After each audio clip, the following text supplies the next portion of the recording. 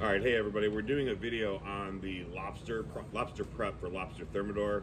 I got the phone balancing, so hopefully it won't drop. If it does, I'll put it back up. So first, we've taken and we've blanched the lobsters. We made a seasoning liquid that I'll send you a recipe on. We brought the simmering liquid to a boil. We dropped the lobsters in for approximately 3 minutes. All that's going to do is set the meat. This lobster is not fully cooked, okay? So it just should be that bright orange color. We locked in the color to lock in the meat, okay? Now we're going to talk about the different parts of the lobster. We have the claws right here. This has 2 large chunks of meat. I'm going to show you how to remove that. The arms right here have meat as well. I'm going to show you how to remove that. And then the tails on the bottom, we're going to show you how to split the lobster and pull the tail out. So first thing we're going to do is we can remove the arms and the claws, okay? All you have to do is take and kind of twist it off, okay? Set these aside for later, okay? Then we're going to take the lobster and we're going to split them one way down evenly through the shell. So you split the shell in half. Then you can go back through and cut the body in half the other way.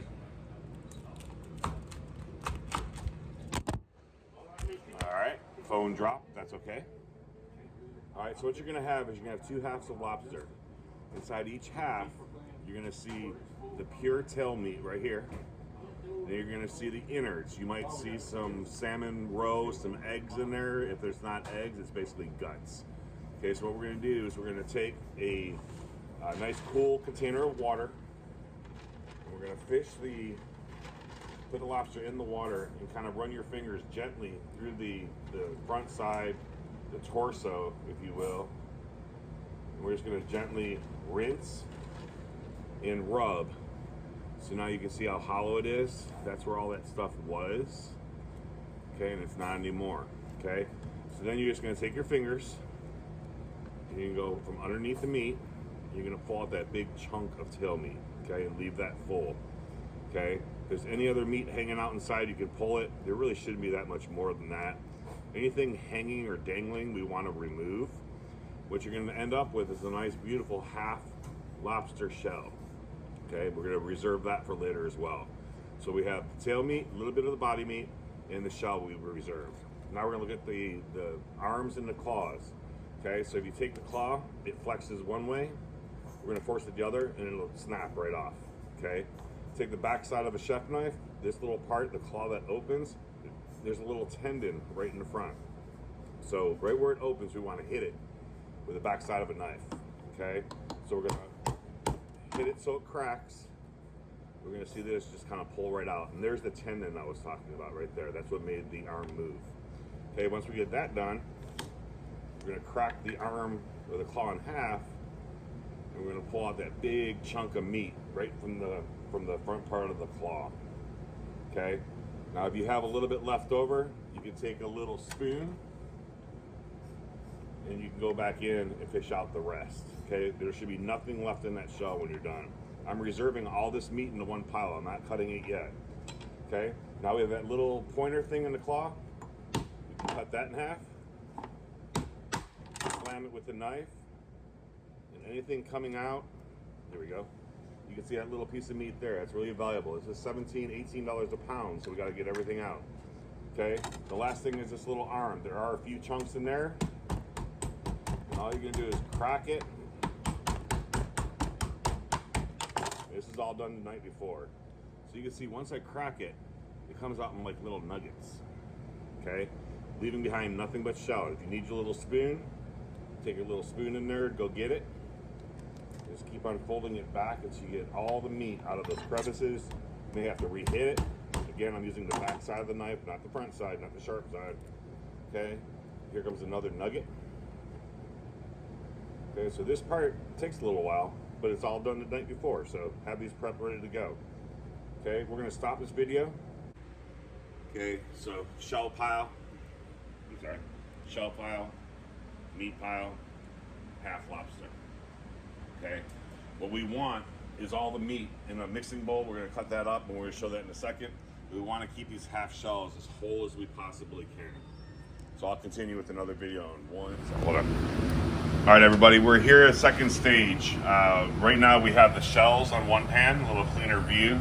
we have the chunk lobster meat, 1-inch chunks, with some sauteed onions and celery that are diced, cooled, and then put in this small little bowl along with some bechamel.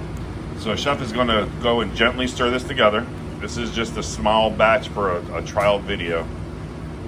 This will all be in the recipe for you. Okay, we just want to be careful with that lobster meat and not beat it up. Okay, all we're trying to do is moisten the meat. Okay, it should not be really saucy or watery. We want to focus on the flavor of the lobster. Okay, we've already seasoned the Mornay, so we're not going to over season this. Okay, we want that lobster flavor to really jump out in these shells. Okay, go ahead and make sure you get all the moisture incorporated in there. There you go. That's a perfect amount. Okay, now we've taken our half lobster shells and we put them on a sheet tray. Okay, I'm not going to film the whole thing. I'll film one and then I'll cut back. But go ahead, chef, if you want to. This is Chef Cantrell over at Harvey Starkville. He's going to take and just spoon this filling in. Now we have enough filling. We had 2 1.5 pound lobsters. We probably got, give or take, about a pound of meat out of there. Okay, now we're going to fill each one up together so it's all even. You know, don't overfill the first one. We're going to have to come back around and just kind of level everything off so everybody gets a little bit and it's equal. But you can see how he's got it just kind of to the top. Go ahead to the next one. Okay. So 1 spoon at a time. Take your time. Give everybody a little bit. Okay. I'm gonna let him fill up the shells about halfway, and then I'll come back and we'll show you how we top them off. All right, everybody. We're back with Chef Cantrell, and we're kind of showing exactly what we're doing here. What Chef is doing is he filled all the shells about halfway, and now he's going back through and he's focusing on the torso, or the upper half of the body, not the tail side. That's obviously the larger cavity, so that's going to fit more lobster filling. Okay, so what we have is pure lobster, little Mornay, little onion and celery. Okay, okay, you got it all filled, you used all the filling, put that filling off to the side. Good deal. Thank you. Okay, now we're going to go back through, take off or interchange your glove. Okay, so as Chef changes his gloves, we're going to see that all the lobster is nice and pure inside the shells. It's going to be a beautiful dish.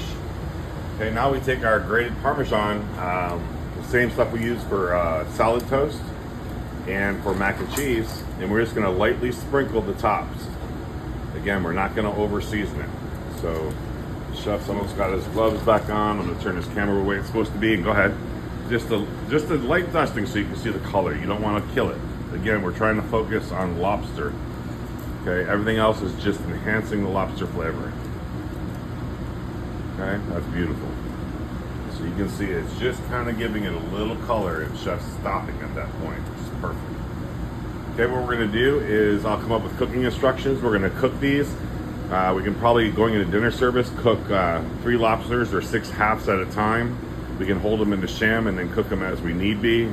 Cook time is going to be really fast, and so is the steak temperature as well. So I'll get back with those videos and clip this all together for you.